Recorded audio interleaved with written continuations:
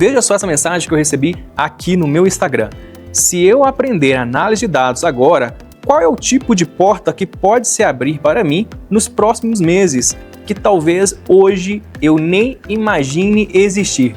Bom, primeiramente eu vou contar um pouco sobre a minha história. Quando eu entrei na área de análise de dados, eu achava que eu desenvolveria dashboard somente.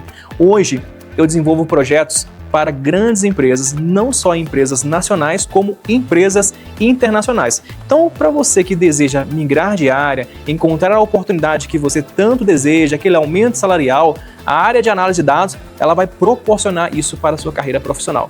Bom, e isso a Alex Laje School consegue proporcionar para a sua carreira profissional. Então faz o seguinte, primeira coisa, seguir o nosso Instagram aqui da escola e depois clicar no link que eu deixei aqui na bio. Clique lá, eu vou te dar um acesso vitalício se você entrar para a formação ainda hoje, tá?